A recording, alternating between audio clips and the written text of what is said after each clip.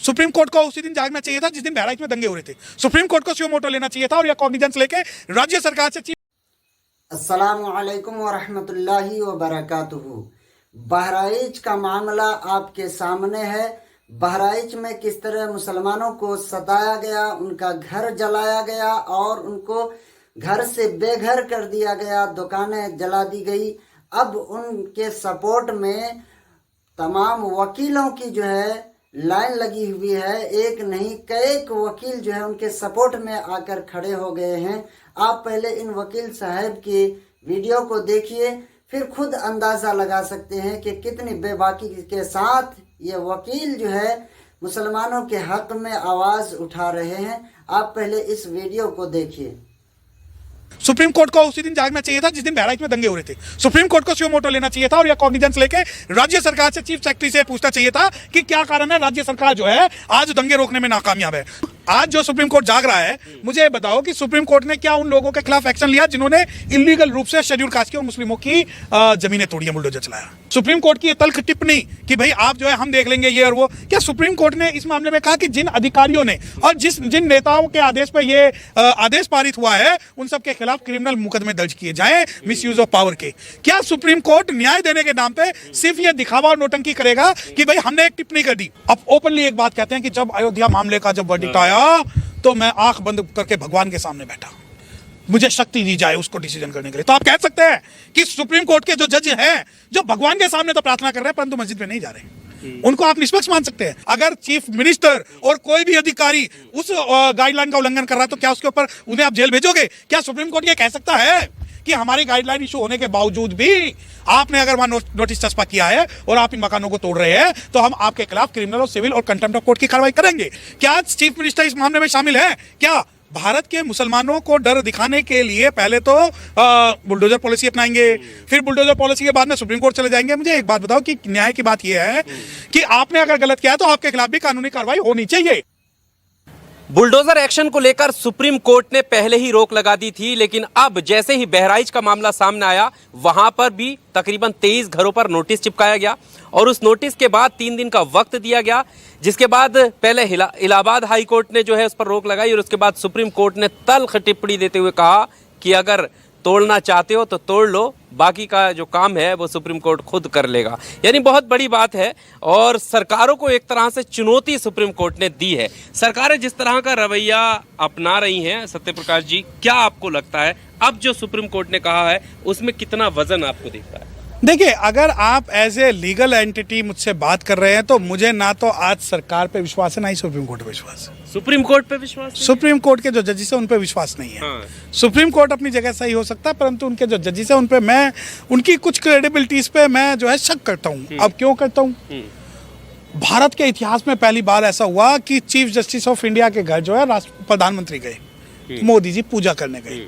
वो एक सिंबॉलिक एक इन्होंने दिखाया कि हम जो भी करेंगे खुल के करेंगे।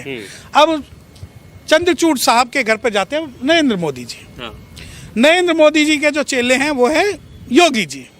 तो आप ये कैसे मान सकते हैं कि जो माननीय चंद्रचूड़ साहब हैं वो जो है न्याय निष्पक्ष देंगे? अब दूसरी बात, अब आप मुझसे कहते हैं कि आपने तो बहुत बड़ा आरोप लगा दिया, बुलडोजर पे तो उन्होंने तल्ख टिप्पणी की है और उन्होंने ये कहा है हमने, है ना, वो तो ये हाँ वो ये और वो। मुझे एक बात बताओ, सुप्रीम कोर्ट सोने के बाद ही क्यों जागता है?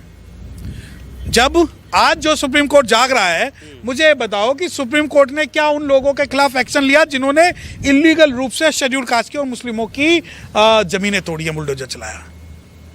क्या सुप्रीम कोर्ट की ये तल्ख टिप्पणी कि भाई आप जो है हम देख लेंगे ये और वो, क्या सुप्रीम कोर्ट ने इस मामले में कहा कि जिन अधिकारियों ने और जिन नेताओं के आदेश पर ये आदेश पारित हुआ है उन सब के खिलाफ क्रिमिनल मुकदमे दर्ज किए जाएं मिसयूज ऑफ पावर के? क्या सुप्रीम कोर्ट न्याय देने के नाम पे सिर्फ ये दिखावा और नोटंकी करेगा कि भाई हमने एक टिप्पणी कर दी? आप मुझे एक बात बताएं, क्या जो भारत के अंदर पहले जो बुलडोजर चले हैं या जो एनकाउंटर हुए हैं, क्या सुप्रीम कोर्ट ने इस मामले पे कभी भी अपना रुख क्लियर किया? आज आप कहते हैं कि नहीं सुप्रीम कोर्ट ने बहुत बड़ा काम किया। सुप्रीम कोर्ट को उसी दिन जागना चाहिए था जिस दिन बहराइच में दंगे हो रहे थे। सुप्रीम कोर्ट को सुओ मोटो लेना चाहिए था और यह कॉग्निजेंस लेके राज्य सरकार से, चीफ सेक्रेटरी से पूछना चाहिए था कि क्या कारण है राज्य सरकार जो है आज दंगे रोकने में नाकामयाब है। सुप्रीम कोर्ट को तुरंत हाई कोर्ट से रिपोर्ट मंगानी थी कि क्या है इस मामले के अंदर, क्या एंगल है। सुप्रीम कोर्ट, आज आप ये कहते हैं कि सुप्रीम कोर्ट ने बहुत बड़ा काम किया। देखिए, मैं व्यक्तिगत तौर पे एक बात बताता हूँ, सुप्रीम कोर्ट चाहे दिखावे के लिए कुछ भी करे, परंतु जो real justice as per constitution है, सुप्रीम कोर्ट कहीं ना कहीं असमर्थ, हम मानते हैं कि सुप्रीम कोर्ट जो है वो कहीं ना कहीं असमर्थ है इस मामले में। पर एज पर कॉन्स्टिट्यूशन के हिसाब से ही तो ये एक तरीके से चुनौती दी गई है कि अब जो है आप घर नहीं गिरा सकते, अगर करना चाहते हो तो करके देख लो, हम बता देंगे बाद में। देखिए, मैं यानी आप जो है कोर्ट जो है एक्शन के मूड में, देखिए कोर्ट एक्शन के मूड में है, बिल्कुल। मैंने क्या कहा, मरे पीछे आप किसी को अगर पानी पिलाओगे तो कोई फायदा है?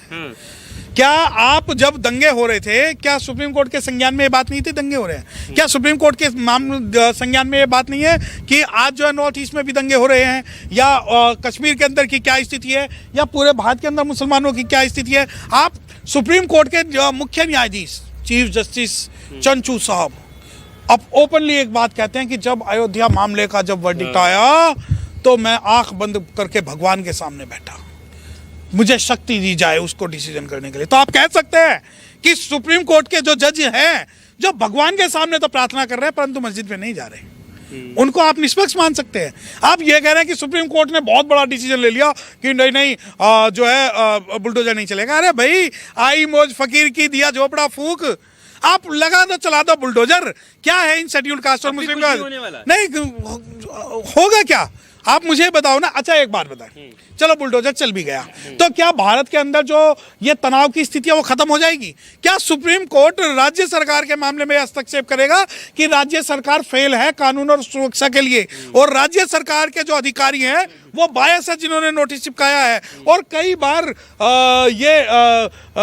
गाइडलाइन बनाने के बावजूद भी अगर चीफ मिनिस्टर और कोई भी अधिकारी उस गाइडलाइन का उल्लंघन कर रहा है तो क्या उसके ऊपर उन्हें आप जेल भेजोगे? क्या सुप्रीम कोर्ट ये कह सकता है कि हमारी गाइडलाइन इशू होने के बावजूद भी आपने अगर वहां नोटिस चस्पा किया है और आप इन मकानों को तोड़ रहे हैं तो हम आपके खिलाफ क्रिमिनल और सिविल और कंटेम्प्ट ऑफ कोर्ट की कार्रवाई करेंगे? अब आप ये कहो नहीं, आपको तो हर चीज में ना क्रिटिसिज्म दिखता है, आपको तो बायस हो, आप तो बिल्कुल कोर्ट को भी इस प्रकार देखते हो। मुझे एक बात बताए ना, आपका विश्वास कब से हो गया सुप्रीम कोर्ट में? सुप्रीम कोर्ट के सामने एक मुद्दा आया कि भाई आप ये डिक्लेयर करो ये बाबरी मस्जिद थी या राम जन्मभूमि थी। सूटफॉर डिक्लेरेशन के हिसाब तो नहीं किया सुप्रीम कोर्ट जजिस ने, बल्कि उसे सूटफॉर पार्टीशन कर दिया। और जब वो जो जज उस वक्त चीफ जस्टिस था वो तुरंत जो है भाजपा में चला गया। भाजपा के अंदर अगर वो गया है तो आप मान सकते हो कि वो जज जो है बायस नहीं होगा। अब दूसरी बात देखिए, सुप्रीम कोर्ट का अगर संवैधानिक शक्तियों को प्रयोग करते हुए सुप्रीम कोर्ट अगर कुछ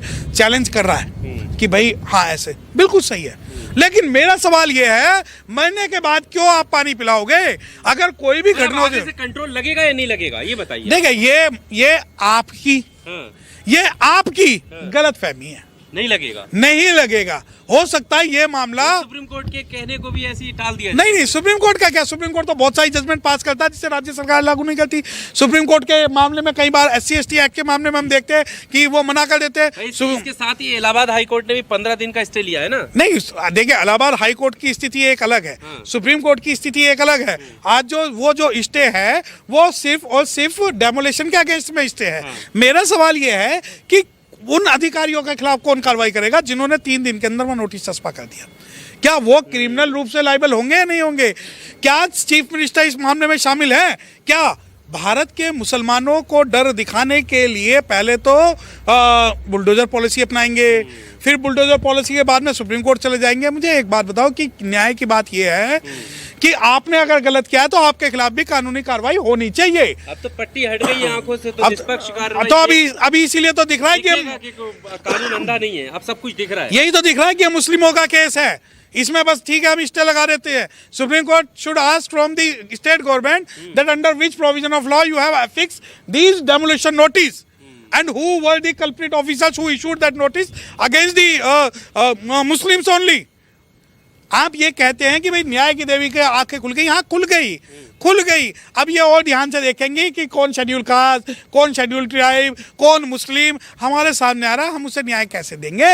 ये जो पट्टी की जो कहानी है ये चलो छोड़ दो, ये दूसरी है। परंतु यकीन मानिए कि सुप्रीम कोर्ट इतना एक्टिव नहीं है जुडिशियली और कॉन्स्टिट्यूशनली कि वो हर मामले पे कॉग्निजेंस ले सके। पर क्या वजह है सर, जिस तरह से कोई भी धार्मिक उन्माद हो या कुछ भी ऐसी स्थिति बिगड़ती है तो नोटिस चिपका दिए जाते हैं और एक वर्ग को निशाने पे लिया जाता है, चाहे वो फिर वो प्रोटेस्ट के लिए क्यों ना आया हो सड़कों पर। नहीं, मैं वही आपको बता रहा हूँ कि ये जो बुलडोजर पॉलिसी है या ये एनकाउंटर जो पॉलिसी है, ये पॉलिसी गैर संवैधानिक है।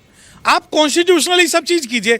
मैं तो खुल के कह रहा हूँ कि जिन दंगाइयों ने कुछ भी आगजनी की है, पत्थरबाजी की है, बिल्कुल कीजिए, लेकिन कानून की एक प्रक्रिया है। आप ऐसा नहीं कर सकते कि आप सिर्फ जाति देख के, धर्म देख के बुलडोजर चला दे, आप जाति देख के और धर्म देख के आप एनकाउंटर कर दे। मैं आपको कई ऐसे उदाहरण दे सकता हूँ जिस मामले के अंदर। मुझे एक बात बताएं, आप कहते हैं कि कोर्ट ने कॉग्निजेंस लिया, बहुत बढ़िया बात है। क्या सुप्रीम कोर्ट इस मामले पे कॉग्निजेंस लेगा कि जो उत्तराखंड में हुआ मुस्लिमों के खिलाफ, जो दिल्ली में हुआ मुस्लिमों के खिलाफ, छतरपुर में दिल्ली में हुआ, ज्ञानवापी मस्जिद में हुआ, अभी 2-3 जगह पे वो चल रहा है, एक ताजमहल पे चल रहा है, लाल किले पे चल रहा है, वक्फ अमेंडमेंट एक्ट चल रहा है, क्या होगा? देखिए, मैं आपको बता दूं कि अब जो भारत का मुस्लिम है ना, वो बिल्कुल चुप है, वो शांत है, वो ये देखता है कि वो ताकतवर के साथ चला जाए। आपको बस मैं एक एग्जांपल ये बता दूं कि भारत के अंदर बुद्धिस्ट लोग हैं जो बहुमत के बहुत सारे लोग हैं वो, और बोध गया जो उनका एक बहुत पवित्र मंदिर है, उस बोध गया के अंदर जो पूरा कंट्रोल है वो नॉन बुद्धिस्ट लोगों के हाथ में है, और सारी की सारी चीज़ें जो मैनेज होती है आज नॉन बुद्धिस्टों के हाथ से मैनेज होती है, और वही जो हिसाब है वो वक्फ अमेंडमेंट आने के बाद में मुस्लिमों के साथ होगा। आपने वीडियो क्लिप को देखा, अब आपका क्या राय है इस वकील साहब के बारे में? एक कमेंट जरूर करें और वीडियो को शेयर लाजमी करें।